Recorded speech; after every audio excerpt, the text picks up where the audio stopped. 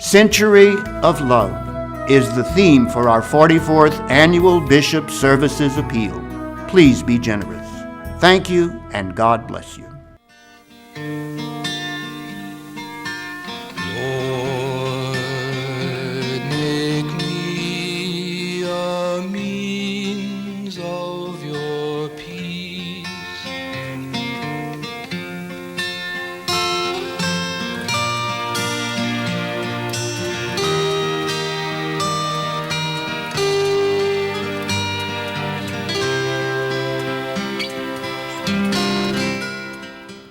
Welcome to Catholics Today, a production from the Catholic Diocese of Lafayette. I'm Trista Littell. Every year about this time, the Pro-Life Office challenges area high school students to participate in a pro-life oratory contest. The winner goes on to a state competition, which may lead to a national competition. Recently, several Acadiana students participated in the first leg of competition, and here are their talks. One act of Congress 45 years ago has cost the lives of 53 million people. A 10-minute procedure has caused a lifetime of regret and depression for the same amount of women, not to mention the fathers of these unborn children. Roe v. Wade has destroyed a culture of life, not just in America, but worldwide. It is a hot topic in the media, and everyone has an opinion about it. Abortion can no longer have a two-sided argument. Murder of innocence is wrong. When we can start recognizing the intrinsic value of people fully developed or not, lives would be saved every day. If people reacted to every pregnancy the way they just reacted to Kylie Jenner's pregnancy, this world would be a very different place. Why is it that we are declared dead when a heart stops beating, but yet not declared alive when a heart starts beating? Why is a piece of bacteria growing on Mars considered life, but a human pregnancy is not? Why is it that people who have had abortions are not considered murderers, but a person who killed a pregnant woman is charged with double homicide? Simply put, these lawmakers did not answer the question, what is the unborn, when they passed a law to legalize abortion at any stage in a pregnancy.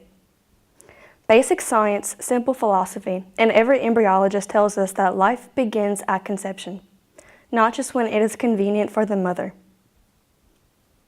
Scientists have defined life and have proven that an unborn child is alive. These unborn children are growing. They have their own set of DNA, they have their own organ system, their own blood type, and they think differently. While these are only a few signs of life, the abortion cartel will go to the extremes to make women believe that this is not true. It is up to us to change this mindset and educate mothers that they are not alone in this pregnancy. If we want to change the tragedy of abortion, we need to change the ways we talk about pregnancies. A baby is not simply on the way. It is already here. We need to stop saying, I'm going to be a mother or father. We are already parents at the very moment of conception. If we want this world to change, we have to unite our pain with the pain of the mother and aborted children. We have to love them both. How very fitting that the March for Life in Washington, D.C.'s theme this year was Love Saves Lives. When women consider abortions, they feel like there is no other option because pure love was not in the picture when their child was conceived.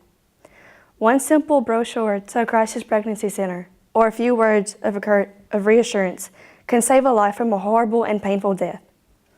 Having an abortion does not erase the baby or get rid of the problem. It simply makes women and men the parents of a dead child. And what these women do not realize is that the circumstances they are placed in are so temporary. All the wars ever fought, all the Holocaust ever perpetrated, all the plagues that ever raged, all the bombs that ever dropped, all the famines that ever waylaid to the land put together have not killed nearly the number of human beings wiped out by abortion. Unjust wars, the Holocaust, and rape are wrong for the same reason abortion is. They are all violent acts of aggression upon the human body and human life. The logic behind them is that some lives are more worthy of a chance at life instead of others. When abortion is justified by the right to choose, the whole my body, my choice argument, and other arguments that disregard value of life, It is time for something to change.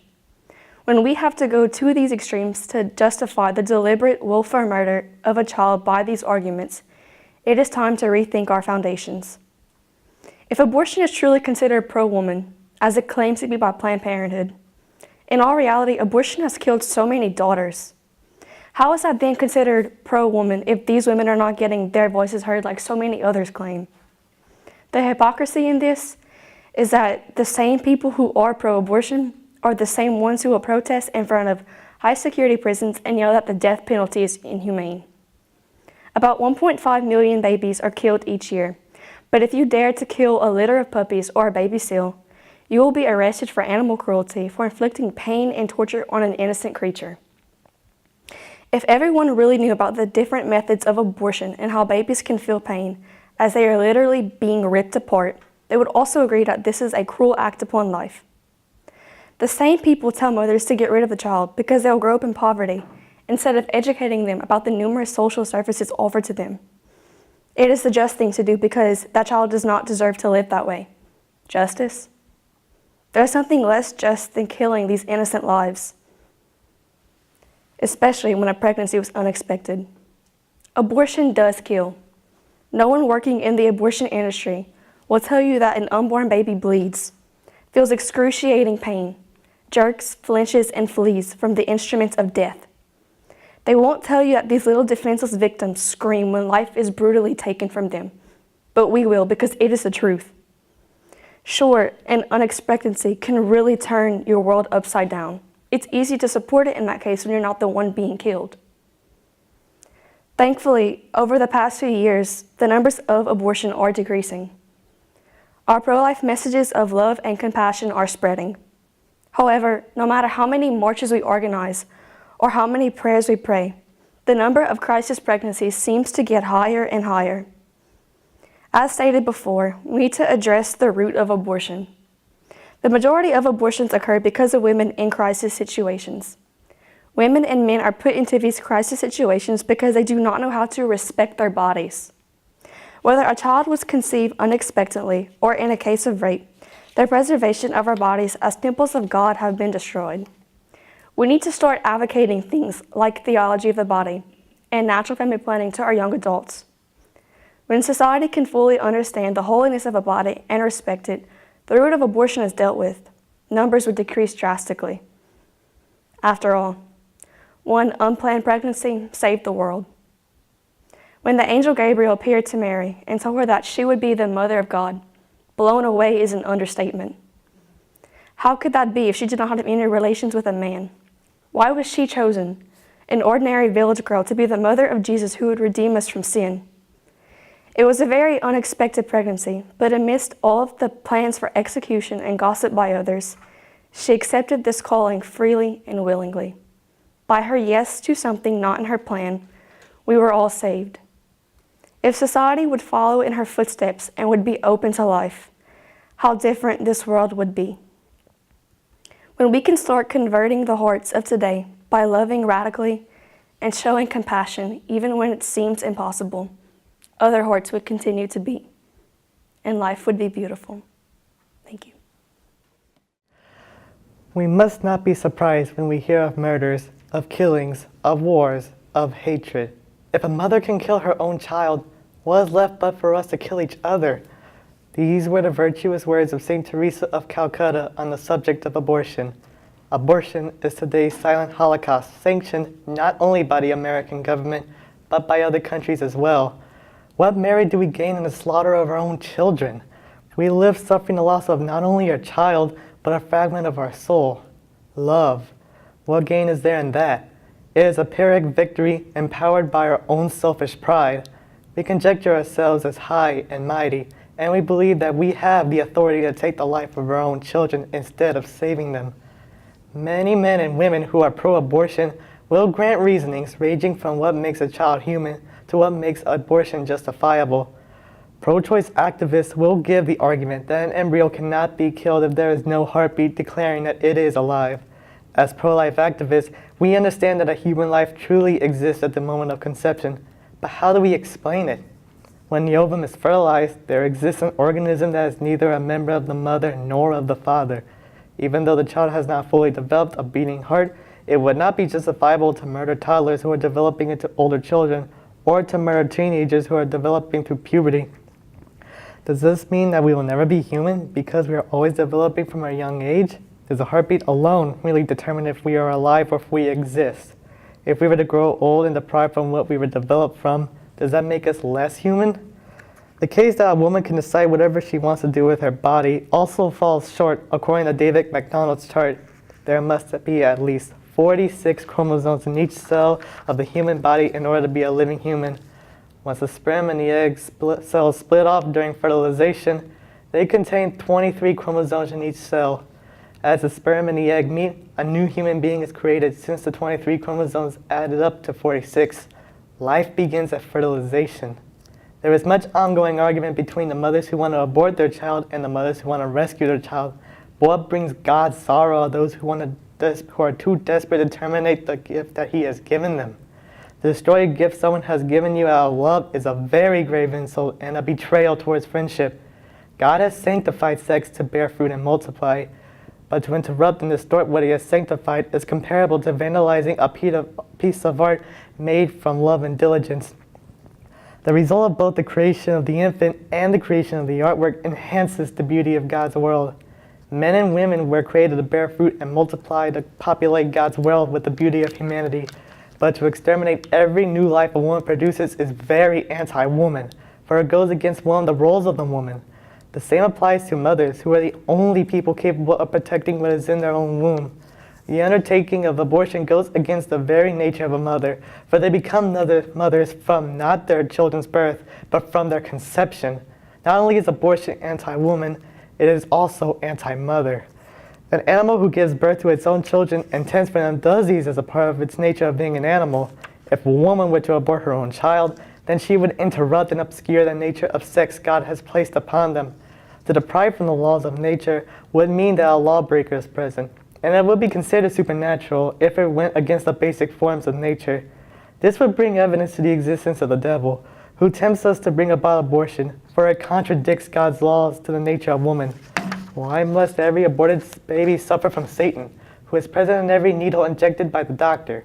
We must have pure hope that God has given every embryo from the moment of conception their own guardian angel to protect them in and out of the womb, and to guide them toward heaven from every attack formed by the devil.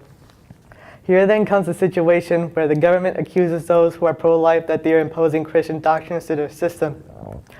I would like to first clarify that it is not only a Christian belief, but it is also a Jewish, Muslim, and Buddhist belief. There are even atheists who are pro-life. The real question lies whether it is ethical or moral. It would be hypocritical if it were to be considered immoral or unethical, for the government is here to serve and protect, especially those who are defenseless. It would resort to tactics practiced in Nazi Germany, where the Jews who were defenseless and helpless were sent to concentration camps only to be killed. This is the same tactic used in abortion, where the defenseless and helpless are sent to the hospital room only to be killed. Weren't the hospitals made to protect life? Why should we bear life if we are only going to kill it? Not only will abortion take the life of a child, but also that of the mothers as well in the post-abortion aftermath. Jules Green, former abortion clinic worker and a public speaker, writes, January 6, 1989, at 9.5 weeks gestation, I had an abortion. It nearly killed me. No, not the surgical procedure, the psychological aftermath. I attempted suicide 3 times after my abortion and finally ended up in an adolescent psychiatric ward of a community hospital for a month to recover. Working in the autoclave room was never, ever easy. I saw my child lost in every jar of aborted baby parts. One night, after working autoclave, my nightmares about dead babies were so gruesome and terrifying and intense, I met with the clinic's director to talk about my feelings. She was very understanding, open and honest, and painfully forthright when she told me, what we do here is end a life, pure and simple. For all the women who are considering an abortion, I advise you to choose adoption as an alternate mean. For those who have performed an abortion, do not believe that God will never forgive you. He will forgive you, but you must be truly sorry for the atrocious sin of abortion. To say that He will never forgive you is to announce God's strength over sin, declaring that the devil is higher than He. If you women want to be truly women, give life and love as a mother would. For all the fathers, protect your wife and your child in her womb. You do not become a mother or a father when your child is born, for you have already become one when it is conceived, for it is alive, and every mother bears it, and every father helped produce it. As God has spoken to the prophet Jeremiah, before I formed you in the womb, I knew you. Before you were born, I dedicated you. A prophet to the nations, I appointed you. We will not abstain from speaking against abortion until the day Roe versus Wade is overturned. Choose life. Thank you. His name was Dr. Jack Kevorkian, but the world know him as Dr. Death. 10 years before I drew my first breath, this doctor helped people take their last. Between 1990 and 1998, more than 130 individuals willingly died under his care. Dr. Kevorkian was perhaps the first major advocate for the legalization of euthanasia in the United States.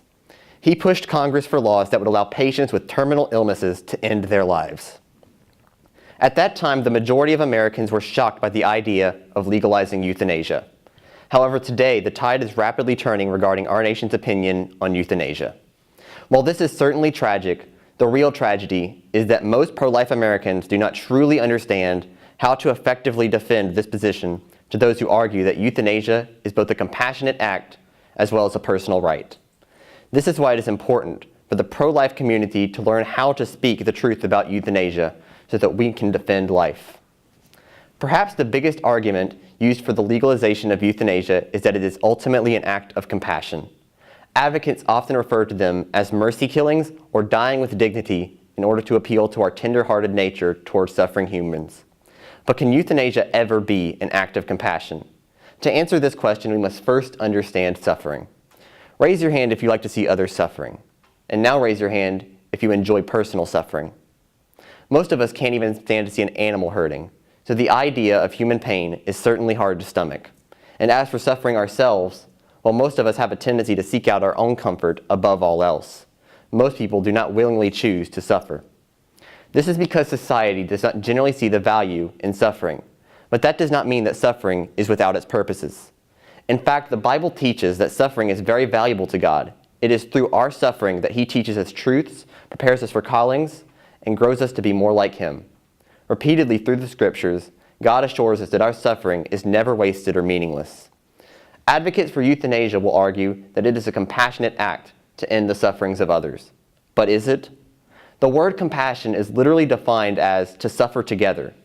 Therefore, euthanasia cannot be compassionate because it is never about suffering with someone. It is about ending their suffering. French novelist Marcel Proust once said, "We are healed from suffering only when we experience it to the full." True compassion is about meeting someone in the middle of their suffering and finding value in their life anyway. We've looked at how euthanasia is a type of false compassion because human suffering is not without value. But some say that euthanasia should be legal because it is a personal right to be able to choose death over suffering. In the fall of 2015, Brittany Maynard, a beautiful 29-year-old newlywed with a bright future, became the new poster child in the pro-euthanasia debate. Diagnosed with a terminal brain tumor and given 6 months to live, Brittany and her husband wasted no time in moving to Oregon, where she could take advantage of the death with dignity law. During the summer and early fall of 2015, Brittany busily marked things off of her bucket list as she headed towards her death on November 1st, a date which she randomly chose. When the day marked on the calendar finally arrived, Brittany took a long hike with a group of family and friends. After returning home, she took some time to prepare herself before getting into bed and taking a cocktail of pills that ended her life. Brittany's death was not about compassion. It was about personal choice. Less than a month before her suicide, Brittany said, "I'm not killing myself. Cancer is killing me. I'm choosing to go in a way that involves less suffering and less pain." Brittany wanted to be in control of her life, and if she couldn't have that, then she wanted to be in control of her death. She was adamant that this was her choice, her freedom, and her right. And that's a compelling argument. After all, don't people have the right to choose? The personal rights argument is especially hard to respond to because in America, we value freedom. It's the very idea that this nation was founded upon. However, personal freedom is not an absolute, and autonomy is not a given right. It is important to remember that our personal rights must stop where the rights of others begin. So now you might wonder, how is legalizing euthanasia undermining the personal rights and freedoms of other people? Doesn't it only affect the person who dies? The ugly truth about legalized euthanasia is that it would affect every single one of us. One significant way would be by changing the nature of how medicine is practiced. Doctors are trained to save lives. They take an oath to not do harm to their patients. If euthanasia is legalized, many physicians will be pressured to participate in taking lives instead of saving lives. As former Surgeon General C. Everett Koop once warned, the practice of medicine cannot be both our healer and our killer. It is the right of each person to trust that their physician is working to heal their body and not to end their life. 20 years ago, Americans mostly disagreed with euthanasia, but in less than a generation, that viewpoint has begun to quickly shift. Tragically, many Americans today are confused about euthanasia. They cannot justify it, and yes, they cannot argue against ideas that it is a compassionate act or a personal right. How can it be wrong to bring an end to somebody's suffering? And if we end our own suffering, shouldn't we have the right to do so? But if euthanasia were as simple as just being compassionate or allowing people to have personal rights, there wouldn't be such a big debate over it. The truth is that deep in our souls, we all know that euthanasia is wrong. We know it because it is the most valuable thing that we are given. In Deuteronomy 30, God instructs the Israelites that when given a choice between life and death, always choose life. And why is that? Because God values life. Dr. Jack Kevorkian once said, "My ultimate aim is to make euthanasia a positive experience." But euthanasia will never be a positive experience because it devalues what God has deemed precious. There is only one thing that is positive about death, and that is the hope of eternal life we find in Jesus Christ. After all, in Him, all things are sacred. Thank you. Whether it's watching the series finale of our favorite show, or being by someone's side as they take their last breath, saying goodbye is never easy. Euthanasia, often referred to as physician-assisted suicide, is the mercy killing of an incurable patient who is often in extreme pain. Some view it as a way to ease the grieving process, while others view it as a tragedy that has us viewing near-death patients as dollar signs instead of people. In the limited time I have today, I will defend the latter stance by first detailing the damaging effects of euthanasia on everyone involved, not just the patient. Second, I will go behind the scenes to reveal that our focus has been misguided this entire time, before finally sharing a personal story of how I discovered the one thing medical school can't teach doctors to find. Let's begin. In July of 2017, CNN reported that 8% of US deaths are by euthanasia, which translates to 62,000 deaths annually. And while that number may seem meager to the millions that occur through other causes, you must not forget that every single one of those 62,000 is someone's child, someone's grandchild, and possibly someone's parent or sibling. We cannot allow numbers to overshadow the people who stand behind them. Like a wide net, euthanasia affects many more than just those who undergo the act. According to a study conducted by neuropsychologist Dr. Jenny Ogden, 25% of doctors who administered euthanasia immediately regretted doing so. 46% regretted the act after informing the family, and 10% took a break from practicing medicine, sometimes permanently. And for those closest to the patient, the effects were even more dramatic. 88% of spouses to the euthanized became clinically depressed, and of those 88%, 38% became suicidal, and 15% committed the act. According to a survey conducted by Psychology Today in March of 2017, the second biggest reason patients request euthanasia is because they fear that they will become a burden. If only they knew the true consequences of their death and how the burden of grief placed on their loved ones is only amplified if they quicken the process through euthanasia. Euthanasia was created with rather good intentions, but in reality, it's only a reminder of how unprepared and afraid we are for the reality of death. According to the CDC, billions of dollars are put into cancer research every single year, but less than 5% is put into terminal cancer. By putting so little into terminal research, we are asking for incurable patients. And I'm not saying that our medical professionals aren't working hard enough, but the numbers don't lie. Death is the unknown fear nobody wishes to address, not even those who have dedicated their lives to preventing it. But that needs to change, and the change starts with us, because we need to speak up and demand that terminal research receive the effort and funding it deserves. Because we need to kill the disease, not the patients. According to the aforementioned Psychology Today survey, the biggest reason patients choose euthanasia is because they are in intense and indescribable pain.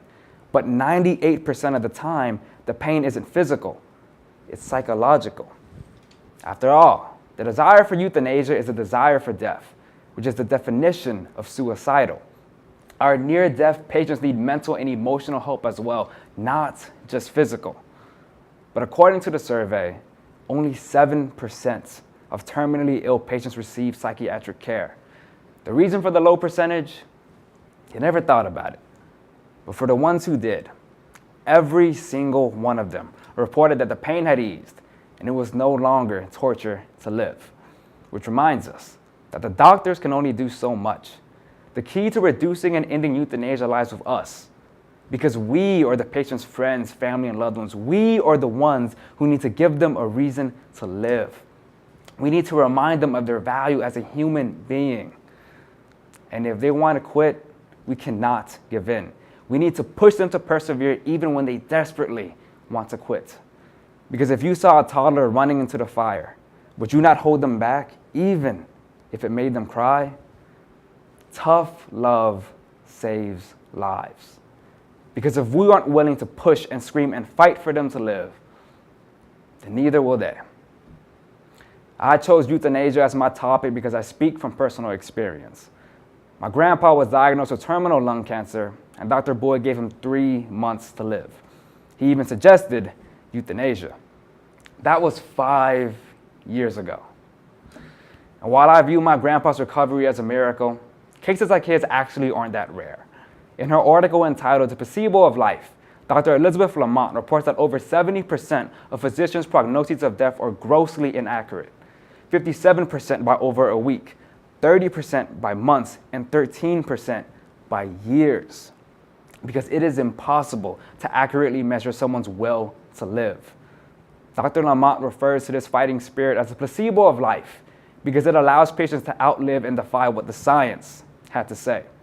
We cannot fully legalize euthanasia because by doing so, we would kill that fighting spirit. By saying that patients have failed if their illness becomes terminal. And by giving doctors an easy way out, we let them forget that they are holding someone's life in their hands. And giving up isn't an option.